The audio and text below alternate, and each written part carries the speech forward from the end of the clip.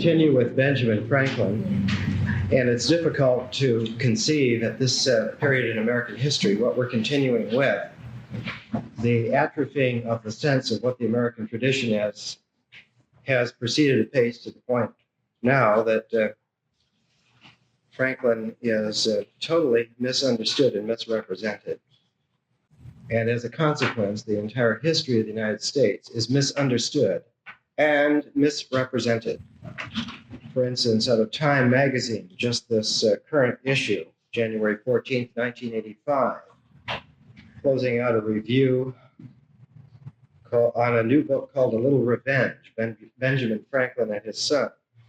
The reviewer, to 4.5 million readers around the world, concludes, perhaps it is just as well that Benjamin Franklin is not beside George Washington and Abraham Lincoln on the slopes of Mount Rushmore, after all.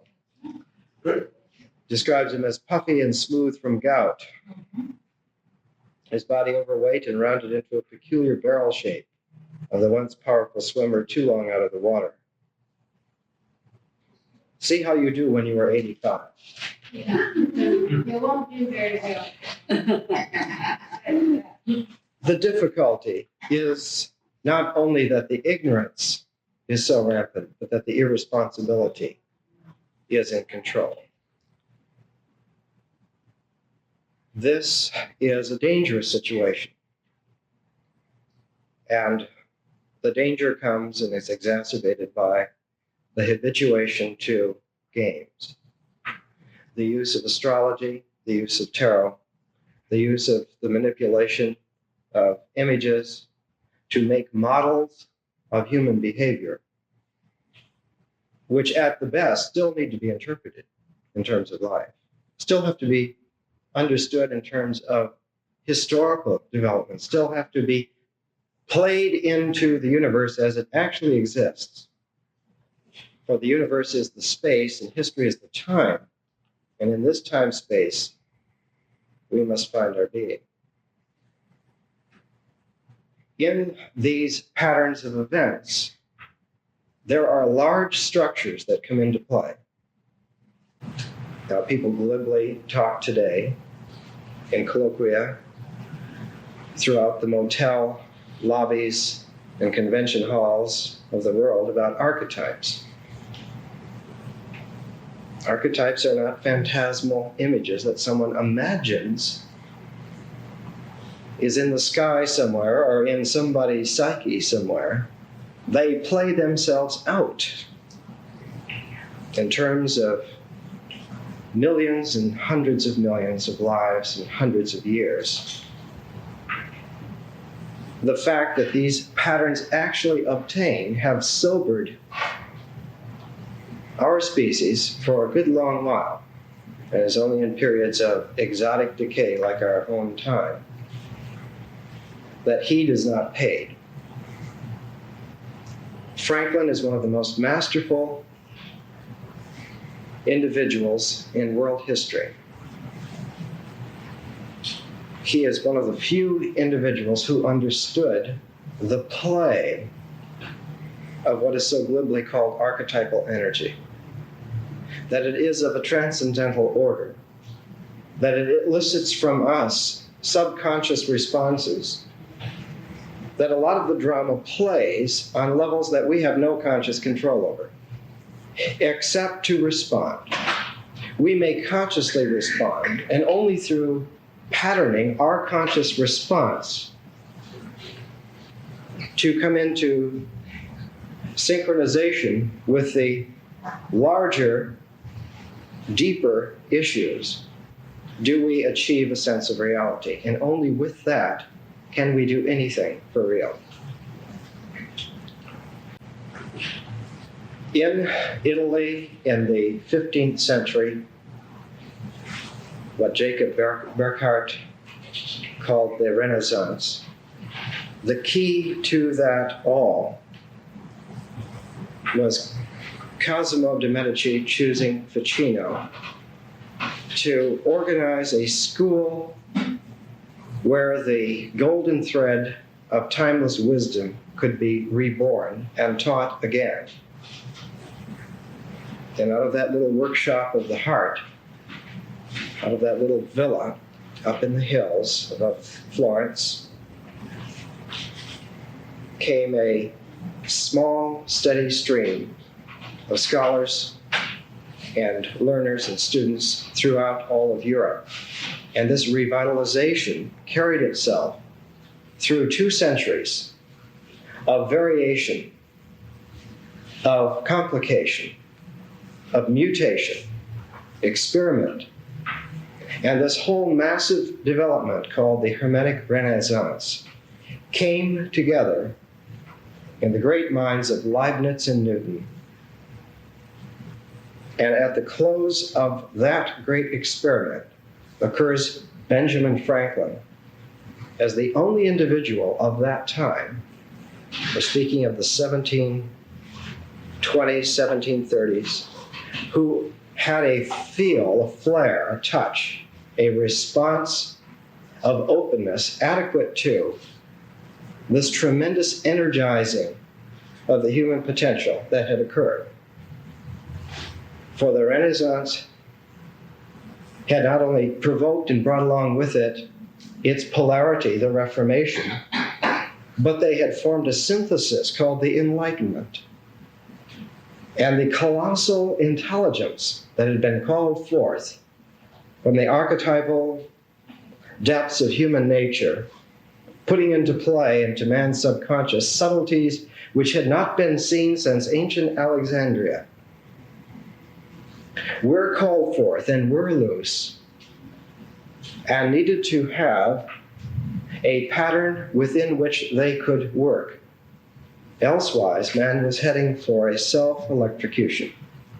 You cannot call forth such powers with impunity. They come, and they must be used with intelligence and purpose. Our own time has seen the price that is paid when one tries to be mediocre in a condition of calling forth cosmic powers. Franklin's mind is the interface of the great minds of Leibniz and Newton. He inherits the tremendous capacity to be reasonable, not to guess and compromise, not by guess and by golly, not that kind of reasonable, but for someone for whom intelligence is a directed, purposive learner who addresses himself to unknowns and through patient experiment and record and review and retrospection slowly puts together a workable relation to whatever field of endeavor has presented itself. One of Franklin's little maxims that he would put in italics occasionally was that given enough time, the mouse gnaws the cable. And this is a key to the scale of Franklin's personality. Of all the intellectual geniuses of his time, perhaps none in philosophic circles has acquired such a reputation for poignancy as David Hume, the author of the Treatise on Human Understanding. And Hume, again and again, in his letters to Franklin, takes off his hat and salutes him, not only as the first great sage of the New World, but as the most comprehensive mind of his time.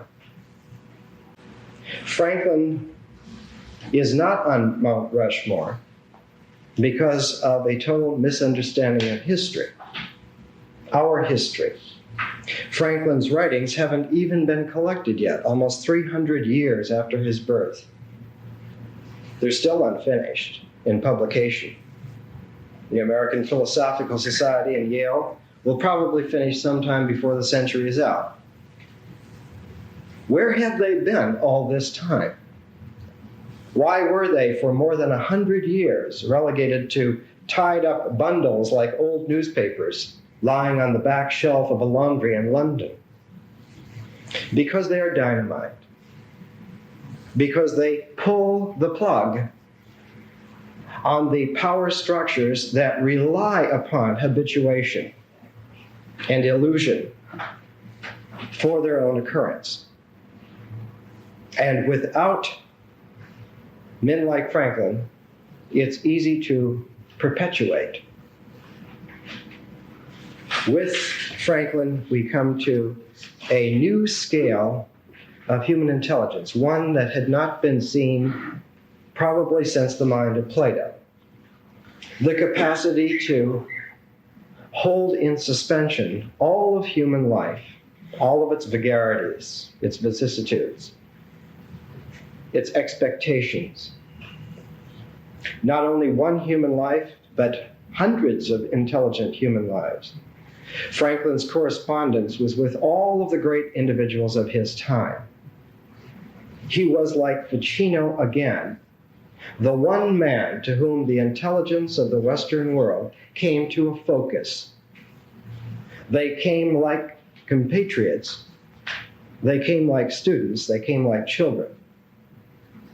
And as Franklin grew in capacity and stature, it was apparent more and more to the English power structure that he was the key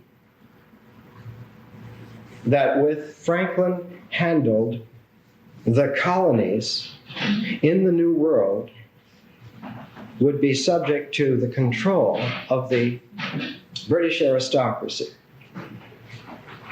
That portion of the British aristocracy which were committed, much like a portion of the giant international corporations today, committed to keeping themselves in control. Not to make money ostensibly, but to keep control. When one has control, money is no problem. And so it is a power struggle. And power, in this sense, is a structure built upon rule. And those who control the rules make the game work. Opposed to power on this scale, in this profundity, is the notion of right. That there is, beyond the rule of law, a phenomenon known as justice. And that whereas a rule of law seeks to control by precedent and victory, justice seeks to discover truth. And its method is by right.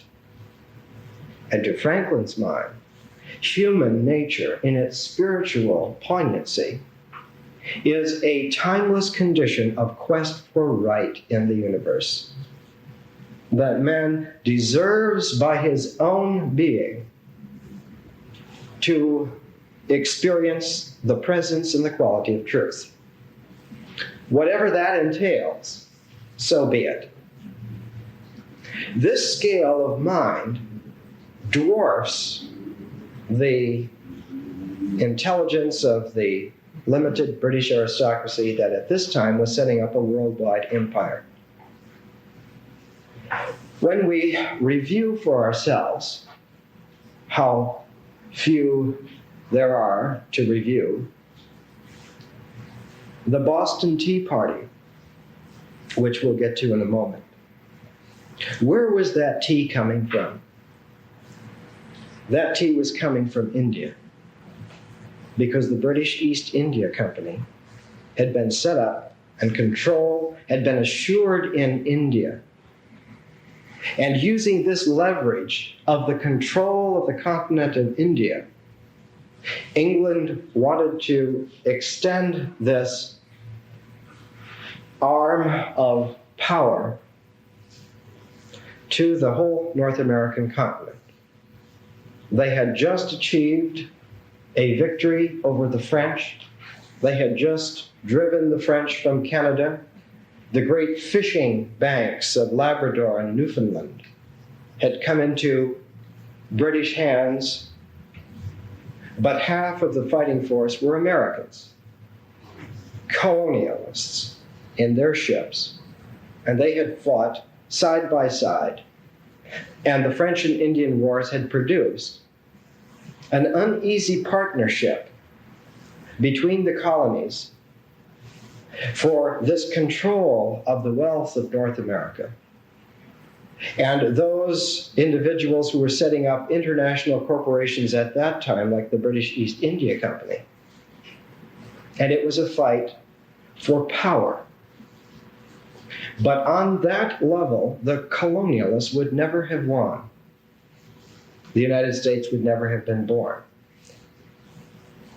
Of the few individuals who understood at the time, Franklin was the only one mobile enough in reality to conceive of the whole issue in terms of right, in terms of justice, in terms of truth, in terms of the great experiment of life, to bring into being a new world, a world where millions of men and women would be free, liberated in the sense of being able to live out their own lives as they chose, to enter into associations as they chose, to dream dreams and purposes of their own making, and not to have all of their energies and endeavors pre-cut and pre-channeled into power structures that had turned sour ages ago in Europe. This was the issue. One of the great power moves was the Stamp Act. It was not going to be a source of great revenue, but it was a source of great power and control, because in order to do anything, to get married, to take out a business license, to go to a church, to buy anything, you would have to have a stamp minuscule in price. But it was like putting the mark of Cain on every human activity. And it was Franklin's mind who understood the evil of this intent. And it was Franklin in London who pursued a course, rather like Mother Nature, fanning out subtly to dozens and dozens of individuals, making the links and connections that only a master jeweler, understanding human nature in a grand way, could have done, and brought together slowly, personally, individually, alone, the coalition of individuals and ideas and purposes that got the Stamp Act repealed. The fact that the Stamp Act was repealed in 1765 caused a tremendous consternation, an earthquake of fearfulness in the power centers of the oncoming British Empire. They wanted to know, who is this man? How does he do this? So they do what they have always done, and hopefully few of us will ever have to go through the situation. Those of us who have can testify to the kind of intimidation, fearfulness that comes up. They take you to a small, quiet room and set you before a panel, and they examine you. Well, we call it examination, but the purpose is dissection. The examination of Dr. Benjamin Franklin happened in the British House of Commons in 1766, the following season. We have a complete report in Franklin's own handwritings of the occurrences. It occurs in the 4th volume of the Federal edition of the works of Franklin. This is the only complete edition of Franklin's works that is extant. It came out in 1904 in an edition of 1,000 copies. That's hardly enough to ensure the passing on of the great American tradition. But we have to work with what we have. I'll read you the last few lines of Franklin's accounting, person by person, question by question, answer by answer, of the entire event, because Franklin's style was to make available to the common man, to the citizen, the scenario of actually what happened, sans interpretation, simply to give the information freely and openly. It's what the Americans now call putting the cards on the table. And in terms of international diplomacy in 1766, this was unheard of. You don't consult the common man. You don't even consult the whole aristocracy. Those who make the power happen might consult each other, but you don't consult others, especially the insignificant common man. Part of the American Revolution was the way in which Franklin handled the whole affair. He made everything completely public. He not only wrote letters to hundreds of individuals, he put out scores of pamphlets, and whenever there was a crucial situation, he had recorded as best as possible by himself. He trained himself his whole life to hear what was said, both by someone else and by himself. Not to crowd his mind so as to get into the way, but to train himself to be perfectly open so as to hear what is being said. What is it that I am saying? How is this reply, this conversation going on? This is British empiricism at its finest. This is why someone like David Hume or someone like Condorcet rearranged their wigs and stood up straight when Franklin came in the room, because he was the most enlightened man of the Enlightenment. He was on a scale that the giants of the age respected. No, he's not on Mount Rushmore. You'd probably have to go to Mount Everest to find a place to put Dr. Franklin's face. Of course not. You know, Franklin was very wise about life. He used to use the British sailor proverb occasionally when times got tough. The proverb is, God sends meat, the devil sends cooks. Life is a problem. It's going to continue to be a problem. If we get upset over the fact that life is a problem, we're not going to be able to live rationally. When they brought Franklin in, this is the last few sentences. Would it be most for the interest of Great Britain to employ the hands of Virginia in tobacco or in manufactures? In tobacco, to be sure. What used to be the pride of the Americans? To indulge in the fashions and manufactures of Great Britain. And what is now their pride? To wear their old clothes over again till they can make new ones. The trend, recognizable, because Gandhi used the same technique in the 20th century against the same people, against the same mentality. If we don't use their manufacturers, if we get used to getting over the feeling of ridicule because we're not keeping up, it's the first step to a metanoia, of turning around, not only in our minds, but in our lives, and starting to see that we need to make what we have to use to live ourselves. And we find in Franklin's massive correspondence, it runs already to 24 or 25 volumes from Yale, 800 pages apiece. We find him constantly seeking out, through his worldwide context, to find out where's the best silk? How do we get the best silk culture into the colonies? He wrote in one of these correspondences, he said, you know, the Italian silk is always yellow, but the Chinese highest quality silk is white. He said, it took me a long time to discover that the reason for this is that the Chinese prune their trees, because when the mulberry trees are left to grow full height, the silkworms eating these kinds of leaves produce a yellow silk. But if you prune the trees constantly and keep them into a medium size, the silk will be pure white, and you can dye it any color you want. So he got those kinds of cocoons. He had to go through several different countries and many different individuals. A friend of his was Captain Cook, incidentally. He had ships searching the world for various items. He was trying to bring the basics in and acclimate a whole population to the notion that they were free, indeed, to make a kind of a life for themselves, and whatever they wished to dream, whatever they wished to add to that life, they could out of their own endeavor. and not have to import it.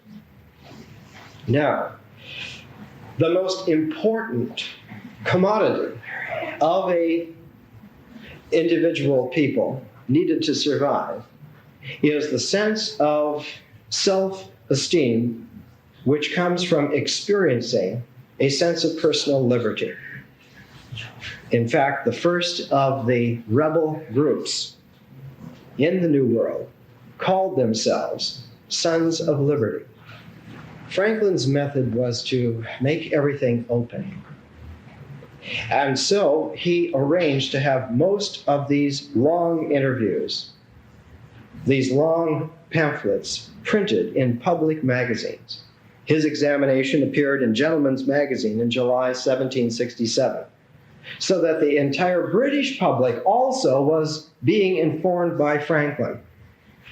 Not only the American-to-be public, but the British public. And because Franklin, as you recall in the previous 3 lectures, had established himself as an internationally famous scientist, all of these writings were quickly translated into French, and French was the lingua franca of the time. That's what that phrase means. It was the diplomatic language of all of Europe. And so Franklin's works were followed by an international audience. And very quickly, he realized that the focus of the wider audience was the French language, that the French people especially were paying attention to Franklin. It became apparent that something in the English mind, the English mass mind, something archetypally activated in the English mind, was purposely misunderstanding Franklin. And that very same thing in its polarity in the French popular mind was understanding Franklin. And where it was above and beyond anyone to match wits with someone like Voltaire, and where someone like Diderot was just a little bit too wild and too avant-garde, someone like Benjamin Franklin was the subject of conversation in many streets and households and taverns throughout Paris, throughout France, throughout the world at that time. He was the common man's sage. To come back to Gandhi in our own time, to get an idea of what a figure like this commands in terms of unexpressed, unrepresented power. That's how it's seen by the competition. In order to break this kind of power, you have to discredit the man. And a lot of the rumors about Franklin come and still circulate. Those power structures are still alive, very much so. They make a lot of money. They control the world. But Franklin's mind controlled something else. It controlled a way of opening up new capacities that had not been seen before. And thus there were new men, new women coming up. And this was Franklin's fondest regard, that all we have to do in our time is hold pace with the evil that is here in the world. And that if we keep the open experiment of intelligence circulating, man in his best nature will eventually win. Because he will always be able to learn how to deal with the problem. Franklin, writing to Joseph Priestley in the autumn of 1775, when everything was irreparably torn, he wrote to Priestley, and he said, Priestley, of course, the discoverer of oxygen. Franklin was in on that correspondence and that discovery of oxygen. He wrote to Priestley October 3rd, 1775. He said, "Dear sir, tell our good friend Dr. Price, who sometimes has his doubts and despondencies about our firmness, that America is determined and unanimous. A very few Tories, and placemen accepted, who will probably soon export themselves, Britain, at the expense of 3 millions, has killed 150 Yankees in this campaign, which is about 20,000 pounds a head. And at Bunker's Hill, she gained a mile of ground, and half of which she lost again by our taking post on Plowed Hill. During this same time, 60,000 children have been born in America. It's the same argument that Jefferson will use with Napoleon when he has his Secretary of State inform Napoleon that if he wants to fight the United States from the base of the Louisiana territories, Jefferson has provided him with a total census, not of fighting men, but of all the French peoples in the New World. They came to about 20,000 people. And he said, I am sending 30,000 people a month through the Cumberland Gap. And if you want a power play with us, we're ready.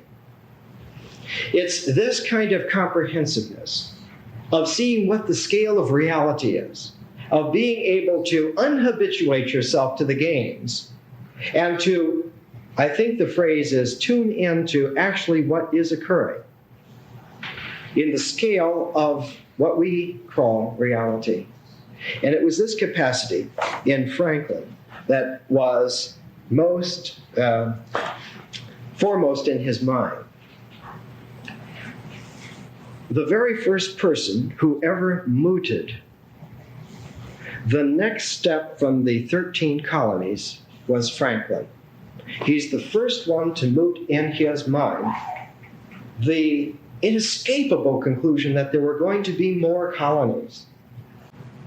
And of course, if there's going to be one more, then there's going to be who knows how many more. And he began to envision the tremendous potential that a whole continent would have. You know, about this same time, they discovered New Zealand, which is the size of Great Britain. And Franklin took note that there were land masses the size of England being discovered almost every day. That the land position, the real estate position of the British Empire was already outdated by its own activities of expansion. That it was an inevitable occurrence. The first colony, new colony, that Franklin mooted in his mind was Illinois. And it was interesting because Illinois became the focus for Franklin's vision of America. And it was this vision, incidentally, one of the visions that he passed on to Jefferson. You know, during the Revolutionary War, when everybody was fighting from New England down to South Carolina, Jefferson made sure that funds were made available under the counsel of Franklin for George Rogers Clark to take a force and go over the Alleghenies and go down the Ohio River all the way to the juncture of the Mississippi, and to take command and control of Illinois, because it was the terminus ad quem at that time. It was as far as the mind could conceivably reach, because beyond the Mississippi was the wilderness of America still held by the Indian tribes. But up to the Mississippi, there were no effective Indian tribal grants. Why is this so? The only place in the world that we can find that information is in the writings of Benjamin Franklin. It's the only place it occurs. No one else thought to discover why that condition was. Why is all this landmass, 2.5 million square acres, available with almost nobody in it, depopulated, fertile? Why was this? And Franklin investigated, and he found that in 1664, after the Restoration, very secretively wealthy British munitions firms began shipping armaments, rifles, powder, handguns, to the Iroquois Confederation, the Six Nations. And from 1664 to 1763, the Six Nations, the Iroquois League, decimated all of the Indian tribes up to the Mississippi because they had a military structure based upon British garrison training and drilling. They had guns, and they took over all of the territory and decimated the tribes. And that, of course, is when the French and English came into competition to see who was going to control the Iroquois.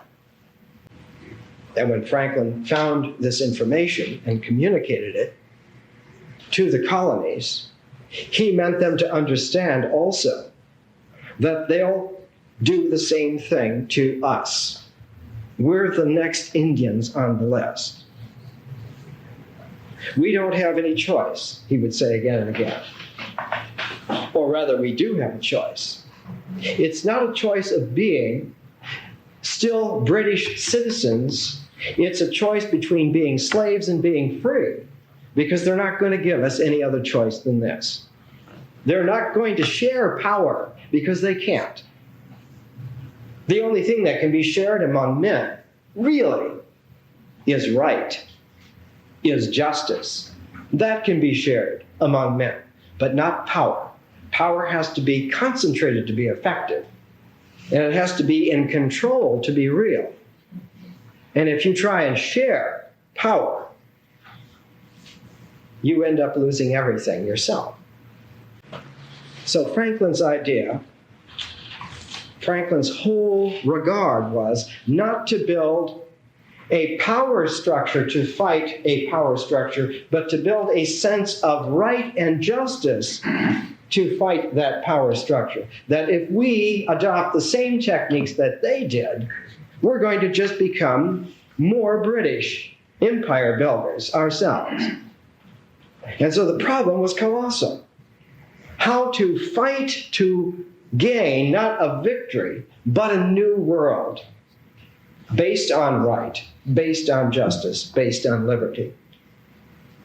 And this was a very poignant problem, and Franklin was the only individual of his time who was able to conceive this, much less execute this. We're going to take a break in just a moment, but I want to bring one individual in, just as an example for you, of the way in which, and we have to understand this now, Franklin worked. And one of the most comprehensive ways that a man of this scale works is to prepare for those successors who are going to succeed him when he goes. You have to be able to pass that on, not the passing on of power so much, but the passing on of the understanding of the rights and the basis of justice and liberty that ensures those rights. So the problem is to find at least one other person who can carry this on when you're gone. Franklin, for many, many years, depended upon his son, William, up until his 69th year. Then he realized that the lure of money and security and power had insidiously worked its way into his own family, into his own son, who'd been governor of the colony of New Jersey for 12 years. And he realized this was gone. He was heartbroken. And that's when he began to hear about Thomas Jefferson. Jefferson, as we'll see, is the inheritor of the mind, the technique, the heartfulness of Benjamin Franklin. And it is Jefferson who amplifies this and makes, actually, the United States of Franklin's dreams. Because we'll see in a couple of weeks that the really big revolution in the United States was the one of 1800 that almost nobody talks about, but actually made this country what it was. And we're still living on its laurels today. Here's an example of the kind of contact that makes all of this viable and real. so that you can see how it happened. Among Franklin's numerous French correspondents was a man named Dupont de Nemours. Franklin met him in a visit to Paris in 1767. He was, Dupont de Nemours was one of the great writers at that time, philosophes, on economics, French economics. Mirabeau was of the school, Quesnay, and so forth. Dupont then became interested in how wise men actually bring about occurrences. And he apprenticed himself then to Turgot, who was one of the great French philosophers of that time. He wrote a life of Turgot. But he also apprenticed himself in a very large way to Franklin, because Franklin was the model for all these individuals. We'll see that the French Revolution is also based on Franklin. Dupont de Nemours assisted, finally, the French minister Vergennes, who negotiated the truce in 1782 that permitted the French to finally join really effectively with the United States, recognizing the United States as an independent country. He was also incidentally involved in the negotiations in 1777 through that winter in 1778, when Franklin negotiated the first great treaty with France to ensure that France would come into the Revolutionary War. And all of this was master card shuffling on Franklin's part, because the only thing this country had going at that time was the surrender of Burgoyne's troops at Saratoga. Everywhere else in the field, they were losing. But Franklin masterfully parlayed that single triumph into a treaty. And when the French were coming into the war, it made it a world war.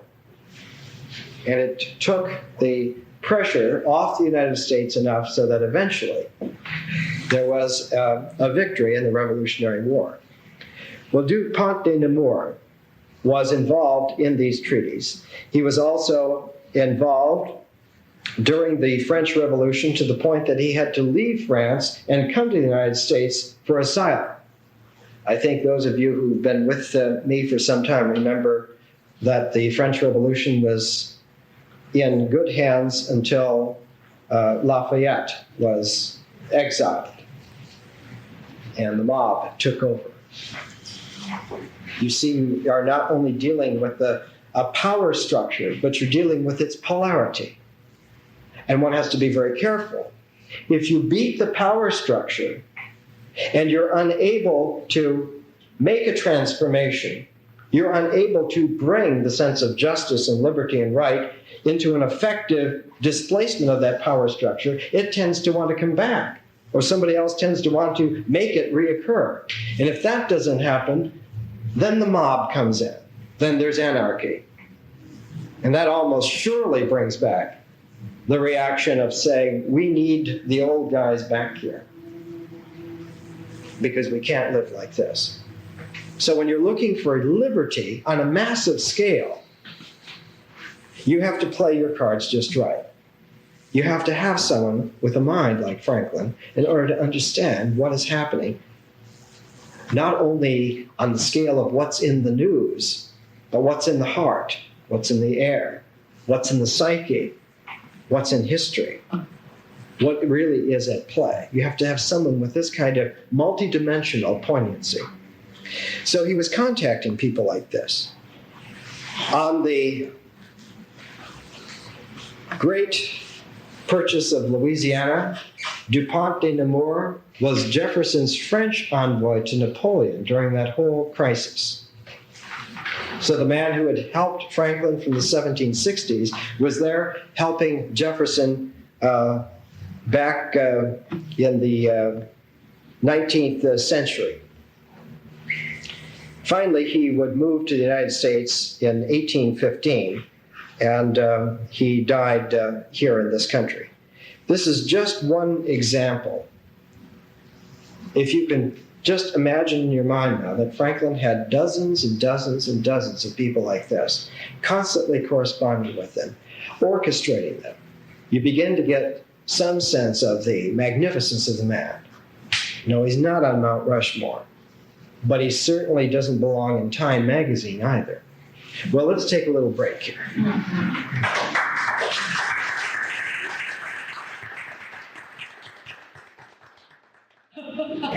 I have about 200 notes to go through, and each one of them was important enough to me at the time to put a bookmark in and make a notation mentally. So I'm always trapped in this. But I'll come back to Franklin in a couple of years and do it complete. We'll have gotten to a point to where we'll have to do it then. The expectation that we're going to be better, that life is going to be better, because we know how to interpret 20 more decks of tarot cards. All of this is the same kind of prejudicial, illusory ignorance that leads the kids to play those machines in the pizza parlor. There's nothing esoteric about that. What's esoteric is learning about human nature, learning about this cosmos that actually occurs, and learning how to engender the actual dreams of accomplishment that can happen, create the world that can be made. And in that kind of a situation, Franklin is a real hermetic magus, where it counts, making a new world happen. And he did. He was interested, of course, in just everything under the sun, because the method of liberty was to be open to all. He was, for instance, interested in a scheme for a new alphabet, reforming the spelling of English totally by reforming the alphabet, the English alphabet. He did a whole pamphlet on this, wrote letters in it, had correspondence in this language, very much like what Bernard Shaw did in our time. Because he felt that if we had a scientific, phonetic alphabet, we could spell better, we could increase our vocabulary much easier because we would have confidence that we could spell it and so forth. And all of this would lead to an amplification of intelligence, of capacity. You see, Franklin was really a mercurial figure. He was the Postmaster General, not because he wanted that position as a position of power, but because it was the only effective liaison that could be made throughout all the colonies at that time. The postal routes were the blood vessels that handled the passion of the American Revolution. Without the postal routes, there would have been no communication between the colonies. The English power structures felt that since we control the seas, that means the coast, that means the coastal towns, nothing can happen without our permission. Franklin had engineered the great postal routes from Maine to Georgia, inland, out of the reach of guns, and set up all the houses along the way where fresh horses could be had, trained the riders. Paul Revere was one of those kind of riders. In 1775, when it came to shooting war, Revere was one of those who rode nonstop because he could change horses.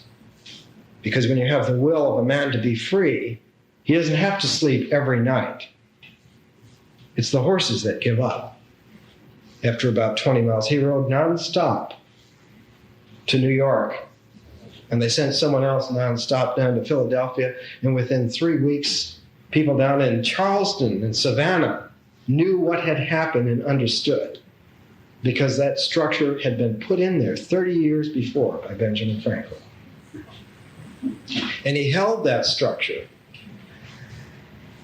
until they took it away from him in London in the late 1774, when they realized what a power source this was, because you could communicate, you could handle a liaison for all the colonies within a matter of a couple of weeks, and you didn't have to depend on the seacoast. You know, the British sized up the situation in the colonies very accurately in terms of traditional military understanding. They captured Boston, they captured New York, they captured Philadelphia, they captured Newport. They held New York during the entire Revolutionary War. We should have given up. According to standard military practice, we were beaten. It says so in the manuals. The trouble was that the American forces didn't read the manuals. You know, the first group to go out on their own, Ethan Allen's Green Mountain Boys, captured an old rundown thing called Fort Ticonderoga. And people at the time said, they're really stupid, these backwoodsmen, these mountain men. They took an old dilapidated fort that it'd take you 2 years to refit it and put it together. But you know, if you look at the American Revolutionary War, Fort Ticonderoga is a focal point again and again and again. Why is that? Because it's the navel of control of the whole communication down Lake Champlain to that little portage to the Hudson River and down to New York City. From the St. Lawrence Seaway in Montreal to New York City, Fort Ticonderoga is one of the few points of strategic importance along that line. Ethan Allen was so backward, why he didn't understand.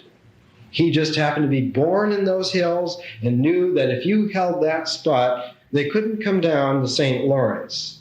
And they couldn't come up the Hudson. They couldn't cut you off. They couldn't make an island out of New England. That meant that the scene of the war had to be continental. You couldn't cut them in half. And it wasn't until several years later that gentleman Johnny Burgoyne tried to force his way down and took Ticonderoga and took several other locations there. And people should have quit then because he had the strategic points. But they kept taking pot shots and they kept whittling away at him. And pretty soon they had him cut off from his supply lines, and pretty soon they had him isolated in Saratoga. And he had to give up. He had 5,000 troops and he had no way to feed them. He had no munitions. And it was a big shock because the Americans did not play by the rules. They did not read the manuals. They played something called life because they were acclimated to a sense of reality, to cooperating with each other, not in terms of a model, but in the amphitheater of eternal wisdom, which we call our actual lives, the actual events that we wish to deal with. They were not addicted to a model. Unfortunately, many people in our time are addicted all over again to thinking that if the mind controls models, then nature's going to dance our tune. This is the mentality that leads to bulldozing trees and to enslaving people, including ourselves. This development, and I'm having to skip almost everything here, this development of an open liaison through the Postal Service eventually came down to setting up committees of correspondence. Notice the title, Committees of Correspondence. We're going to correspond with each other so that every colony will have its own committees of correspondence. You choose your people in whatever way you want to choose them, and let us know what's going on, and we'll do the same for you. And in order to have these committees of correspondence more accurate in a time of crisis, We'll have to have some place central where they can come together and meet together. And this is the very seed of the First Continental Congress. And the very first president of that First Continental Congress was Peyton Randolph from Virginia. And we see in Franklin's correspondence, he writes to a friend how glad he is. This is Thomas Cushing, who was the head of the Committee of Correspondence in Massachusetts. There was Cushing, there was Samuel Adams. Have you ever heard of him? There was John Hancock, probably heard of him. These were the men who were on this Committee of Correspondence. And so Franklin, writing to Cushing, 7th of July, 1773, says, I'm glad to see the resolves of the Virginia House of Burgess. They are brave spirits among that people. I hope their proposal will be readily complied with by all the colonies. Do you get the gist of it? Some people in Virginia, in their Committee of Correspondence, got together and produced a remarkable document in 1773. One of the few sources for this is in the life of Patrick Henry by Wirt. You know, Patrick Henry was a Virginian. He was on that committee. Who else was on that committee? Peyton Randolph, Richard H. Lee, Benjamin Harrison, Patrick Henry, and Thomas Jefferson. They drew up some very emphatic statements. They stepped way out of line. The reason that they stepped way out of line is that the British governor for Virginia had dissolved them a few months before. So the people of Virginia got together and re-elected every single person and put them all exactly back the way they had been. And so the Virginia House of Burgesses then passed some resolutions. And it was resolved in the most emphatic terms, the exclusive right of the colony to tax themselves in all cases whatever. They complained of acts of British Parliament as violations of the British Constitution. Their own acts of Parliament were acts that were violating their own Constitution. They become gangsters to themselves. What are they to us then? Well, there were a lot of other things in here. But this is the first time that Jefferson comes to Franklin's attention. Jefferson at this time is just getting to be 30 years of age. And Franklin, he is getting to be up into that canny age of 68, when he said, you know, I should feel old, but he says, I feel pretty good. He says, I have been staying here in England and been trying to leave year after year, thinking I'm going to be too decrepit to make the voyage, and here I am feeling better and better. He sensed that the limbo that had developed in the American-British situation was a very unhealthy morass, and so Franklin, looking for that focus, which would throw the whole dynamic open, understanding that the stage was set, the stage of history was all set.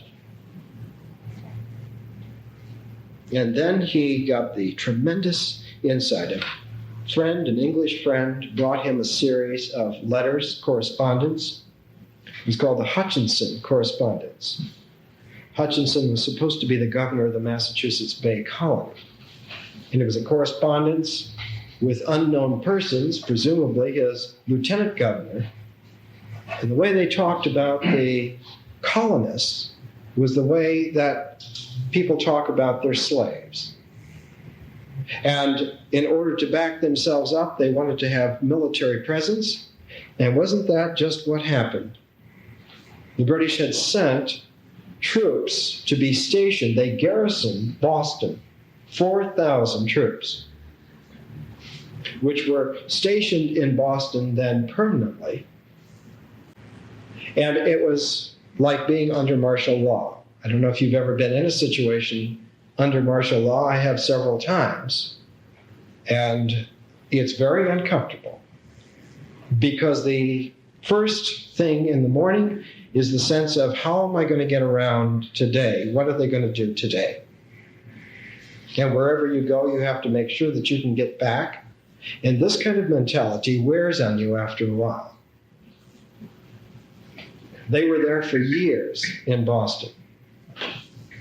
And so by December 21st, 1773, Franklin sent this correspondence, and it disclosed in this bombshell the kinds of plannings. And in this correspondence, it was written, "But how, sir, were they surprised to find that they had been deceived, to find that the Parliament, at the very time they expected relief, pursued new measures for effectively securing and enhancing the oppressive revenues, and with this view, by an act passed the last session, the British Parliament empowered the East India Company to ship their teas to America." So these letters, these Hutchinson letters, became a focal point, and the focal point within those letters, within that scandal, became the tea in Boston Harbor. Thomas Cushing then closed this letter to Franklin in 1773. He says, "Nigh 20 days were now passed since the arrival of one of the tea vessels commanded by Captain Hall, at which time, according to the Act of Parliament, it was in the power of the Custom House officers to take the teas into their own possession in order to secure the duties. There were just grounds to think that they intended to do it the minute the 20 days were expired, that they would attempt to land them by force and overbear any opposition that might be made by a second effusion of blood. Under these apprehensions, the teas, the evening of the 16th instant, were destroyed by a number of persons unknown and in disguise as Indians." It was a severe affront. It was a psychic affront to the British power structures, which they communicated almost in a epidemic fashion. This is the way fanatical wildfires start, so that the British man in the street felt that the colonists were harming their own sense of sovereignty over them. And Franklin, again and again, in his correspondence and his speeches, is saying, the average British person does not have sovereignty over the colonialists. Only the king has sovereignty. Not only are the House of Lords making the mistake that they have sovereignty over the colonists, now the man on the street in England thinks he has sovereignty. Any beggar in London thinks that he really is part and parcel of the kingship over the American people. And this has gone to the breaking point. This has become absurd. It was at this time that Franklin's son, William Franklin, began to differ with his father. He felt that his father had made a mistake in disclosing the Hutchinson correspondence. Franklin, writing to him the 5th of January, 1774, "Dear son, no insinuations of the kind you mention concerning Mr. Galloway have reached me, and if they had, it would have been without the least effect, as I have always had the strongest reliance on the steadiness of his friendship and on the best grounds, the knowledge I have of his integrity, and the often repeated disinterested services he has rendered me. My return to the United States, to the colonies, my return will interfere with nobody's interest or influence in public affairs, as my intention is to decline all interest in them and every active part, except where it can serve a friend, or to content myself with communicating the knowledge of them, which my situation may have furnished me with, and be content with giving my advice for the public benefit where it may be asked. I'm in my 69th year, and having lived so great a part of my life to the public, it seems but fair that I should be allowed to live the small remainder to myself and to my friends. I am now seriously preparing for my departure. His wonderful relationship with his son was drawing to a close. The son was taking umbrage against the father for this increasingly. Franklin was also offered positions. He was offered money, quietly and unquietly. He was invited to teas at Lord Howe's sister's place, ostensibly to play chess with her, and then he noticed that every time he went to play chess that Lord Howe would come in and begin talking about the colonies and the situation. And other individuals would be invited, and pretty soon Franklin's disgust began to rise. He realized that they were trying to set him up. And when he discovered that the same overtures had worked with his son, he was heartbroken. And almost never again did he correspond with his son after 1775. This is the description of an event which broke the diplomatic contact between the colonies and the British. The person who had single-handedly handled this since 1757, and we're now speaking of the beginning of 1775. When you tote that up in your mind, you see that for 28 years, Benjamin Franklin had been the exclusive representative of the New World and the Old. So in order to take out their invective against the developing situation, they brought Franklin in, and they publicly invited all of the lords and all of the couriers and palace guard and so forth, and they brought in professional prosecutors, and they castigated in public Franklin for hours on end. What was his response? Here is a description by a Dr. Bancroft who was in the audience that day, January 20th, 1775.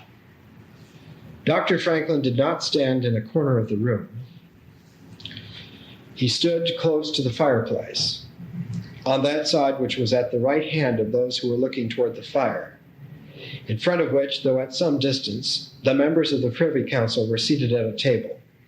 I obtained a place on the opposite side of the fireplace, a little farther from the fire, but Dr. Franklin's face was directed toward me, and I had a full, uninterrupted view of it in his person during the whole time in which Mr. Wedderburn spoke. The doctor was dressed in a full dress suit of spotted Manchester velvet and stood conspicuously erect, without the smallest movement of any part of his body. The muscles of his face had been previously composed so as to afford a placid, tranquil expression of countenance, and he did not suffer the slightest alteration of it, though he was so harshly and improperly treated. In short, to quote the words which he employed concerning himself on another occasion, he kept his countenance as immovable as if his features had been made of wood. And the good Dr. Franklin stood there representing the New World, as hour after hour, the great aristocratic power voices enraged in London hurled invective upon him. And he took it. And he stayed for 2 months in London, waiting to see if there was going to be any change of heart. And realizing that there was not, he drew up an entire history, a public history, of the events that had led to this breach, and left them to be published in London, and took them with him to be published in the New World, and he left on March the 20th, 1775. Of course, it took 6 weeks to get to Philadelphia, and when he was 2 weeks out at sea is when General Gage decided to move his crack troops out of Boston, ferried them across the Charles River to move from Charlestown by stealth at night, by forced march, up towards Concord to seize the powder and the arms stored there in the provincial munitions cache. And when a few colonists got in their way in Lexington Green in the morning, they opened fire, killed 8 of them, and marched through in a disciplined, fast column. And by the time they got to Concord, just a couple of hours on from Lexington, the various Sons of Liberty militia groups had collected together and began to take umbrage at the British, and the Revolutionary War began. Emerson used to pride himself that the first shot, the shot heard around the world, was fired at the bridge there in Concord, and that's where Emerson's house was, exactly on the spot, because he wanted to be in the seat of history. Thoreau had many things to say about Emerson. One of the things he liked was Emerson's sense of justice. That if there's going to be a wisdom in this country, we should know where we stand and why we have to stand, and why it is in such a spot that we have to stand. And if we forget that, then we no longer represent ourselves. Franklin came, this won't be on your tape, so you'll just have to give it to you. Franklin came to Philadelphia, and within a month he was elected unanimously to the Second Continental Congress. And it was the Second Continental Congress that began the relationship between Franklin and Jefferson. And next week we're going to get to that. And we'll develop there the tremendous elan that these two men shared. And I think nothing can sum it up better than Franklin's summation of what the British had gained at Bunker Hill and Breed's Hill.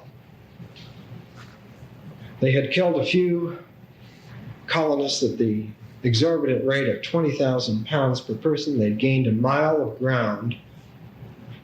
That same time frame, 60,000 new Americans had been born. That in face of this reality, in face of the understanding of human nature, in face of the whole cycles of history, which had veracity, and Franklin again and again would allude to the fact that we are now at the kinds of times that the Greeks and Romans were at, and that all history serves up to the intelligence and reason of man a understandable scenario of events. And this is why, from Thucydides on, Western history has sought to tell us and teach us these lessons of history. And Franklin was saying in his correspondence that this was now the time, probably more than ever, that various realities were coming to pass. And among them, in his letter of 7th of July, 1775, again to the great Joseph Priestley, "Dear friend, the Congress met at a time when all minds were so exasperated by the perfidy of General Gage and his attack on the country people that propositions for attempting an accommodation were not much relished. And it has been with difficulty that we have carried another humble petition to the Crown to give Britain one more chance, one opportunity more of recovering the friendship of the colonies, which, however, I think she has not sense enough to embrace. And so I conclude that she has lost them forever. She has begun to burn our seaport towns, secure, I suppose, that we shall never be able to return the outrage in kind. She may doubtless destroy them all. But if she wishes to recover our commerce, are these the probable means? She must certainly be distracted. For no tradesman, out of Bedlam, ever thought of increasing the number of his customers by knocking them on the head or enabling them to pay their debts by burning their houses. And so he writes to Joseph Priestley that he feels that the fabric of history has come full round and that the quality of empire has been torn once and for all forever. The only hope now is for the colonies to unite and become a free people, and that the problem of uniting the colonies is not foremost in his mind, but the tutoring of them to bid consciously for freedom rather than just to displace the British, that was the problem. And it was to that end that Franklin, aged almost 70, took up the position of schoolmaster among men once again and began working on yet another generation of figures. This time, someone at the head of the class named Jefferson would learn. And for the first time in his life, Franklin would have the exciting experience of having a student who could surpass the master. And we'll see that next week. This wonderful relationship between the old sage, the old Merlin, and the coming king of a new kind of world. Well, we'll hope that some of you make it.